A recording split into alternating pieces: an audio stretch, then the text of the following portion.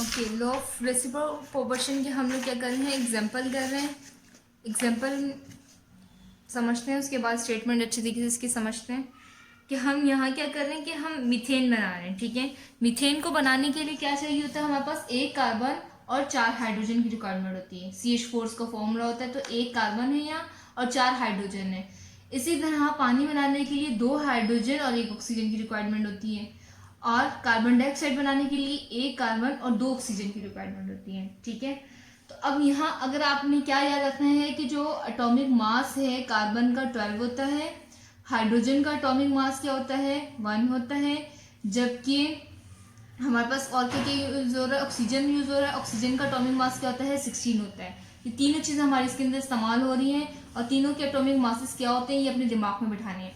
Atomic mass की definition हम आगे मजीद पढ़ते हैं, उससे पहले आपने फिलहाल ये याद रखना है कि कार्बन का एटॉमिक मास कितना होता है, 12 होता है। हाइड्रोजन का एटॉमिक मास कितना होता है, 1 होता है, जबकि ऑक्सीजन का एटॉमिक मास कितना होता है, 16 होता है। ठीक है, इनके एटॉमिक मासेस आप अपने माइंड में बिठा लें। अब देखो, 3 हमारे पास एलिमेंट्स हैं, एक कार्बन, एक हाइड्रोजन और एक ऑक्सीजन। तीनों एलिमेंट्स को मैंने धीरे धीरे लिख दिया, हाइड्रोजन, कार्बन और ऑक्सीजन। इनके एटॉमिक मासेस क्या क्या हैं ये आपने अपने माइंड में बिठा के रखने हैं। अब यहाँ क्या कर रहे हैं, कार्बन और हाइड्रोजन मिलके मीथेन बना रहे हैं, जिसका फॉर्मूला क्या है, CH4। ठीक है, एक कार्बन है, 4 हाइड्रोजन है। ठीक है, एक कार्बन है, एटॉमिक मास कितना है कार्बन का, 12 है, मैंने यहाँ 12 लिख दिया। हाइड्रोजन का एटॉमिक मास क्या होता है, 1 होता है।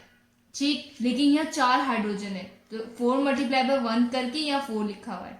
ठीक, यहाँ तक क्लियर है। अब इसका हम रेशियो निकालेंगे। रेशियो मतलब हम टेबल से पढ़ के जिस तरह कटिंग करते हैं मैथमेटिक्स में, इसी तरह 4 1 = 4, 4 3 = 12, तो 3:1 आ गया। ठीक, यहाँ तक क्लियर हो गया होगा आप लोगों को। अब इसी तरह हम क्या कर रहे हैं, हाइड्रोजन और ऑक्सीजन की मदद से क्या कर रहे हैं, पानी बना रहे हैं, जिसका फॉर्मूला क्या है, H2O। इसमें 2 हाइड्रोजन और 1 ऑक्सीजन शामिल है। एटॉमिक मास हाइड्रोजन का कितना होता है, 1, तादाद 2 है, तो 1 × 2 2 आ गया। ऑक्सीजन कितना है, एक ही है, और एटॉमिक मास ऑक्सीजन कितना होता है, 16 होता है, इसलिए यहाँ 16 लिख दिया। इसका रेशियो निकालेंगे, 2 1 = 2, 2 8 = 16, तो 1:8 आ गया। अब क्या है, यहाँ हम क्या कर रहे हैं, कार्बन है और ऑक्सीजन है, कार्बन और ऑक्सीजन मिलके क्या बना रहे हैं, कार्बन डाइऑक्साइड बना रहे हैं, CO2। ठीक है, कार्बन और ऑक्सीजन मिलके क्या बना रहे हैं, कार्बन डाइऑक्साइड बना रहे हैं, जिसका फॉर्मूला क्या है, CO2। ठीक, अब अगर आप CO2 में देखें, कार्बन क्या है, 1 मौजूद है, तो उसका एटॉमिक मास कितना होता है, कार्बन का 12 होता है। इसी तरह ऑक्सीजन हमारे पास कितना मौजूद है, ऑक्सीजन 2 मौजूद है, तो हमारे पास एटॉमिक मास कितना होता है ऑक्सीजन का, 16 होता है, तो 16 मल्टीप्लाई बाय आप 2 करेंगे, 16 2 = 32, तो इसलिए यहाँ 32 लिखा हुआ है। अब टेबल पढ़ेंगे, 4 के टेबल में आता है 4 3 = 12 और 4 8 = 32। ठीक है, हमने रेशियो निकाल लिया। आप तीनों की रेशियो चेक करें।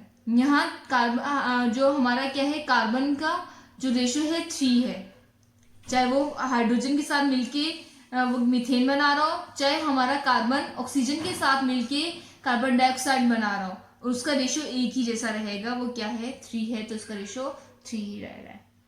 बात समझ आई।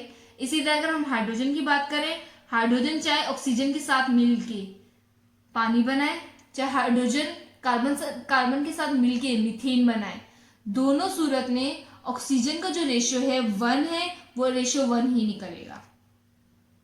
देखो, ऑक्सीजन है ना, सो हाइड्रोजन है ना, हाइड्रोजन यहाँ भी 1 है और हाइड्रोजन यहाँ भी 1 है, तो हाइड्रोजन चाहे कार्बन के साथ मिलके मीथेन बनाए, चाहे हाइड्रोजन पानी ऑक्सीजन के साथ मिलके पानी बनाए, दोनों सूरतों में इसका रेशियो 1 है, तो 1 ही रहेगा। इसी तरह हम ऑक्सीजन की बात करें, ऑक्सीजन कार्बन के साथ मिलके कार्बन डाइऑक्साइड बनाए, चाहे ऑक्सीजन हाइड्रोजन के साथ मिलके पानी बनाए, दोनों सूरतों में ऑक्सीजन का जो हमारा रेशियो निकल रहा है वो 8 निकल रहा है, और यहाँ भी देखो रेशियो क्या निकल रहा है, 8 निकल रहा है।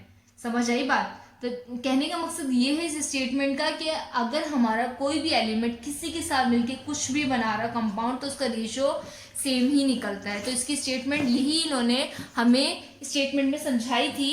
अब दोबारा इसकी स्टेटमेंट समझते हैं, ये एक बार गो थ्रू करते हैं स्टेटमेंट पे।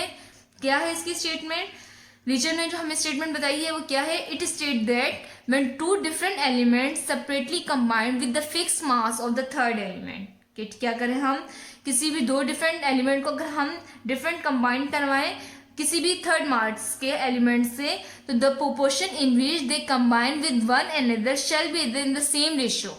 बात समझ आई कि क्या हो रहा हो, रेशियो सेम निकलेगा, जैसे मैंने आप लोगों को यहाँ निकाल के दिखाया है।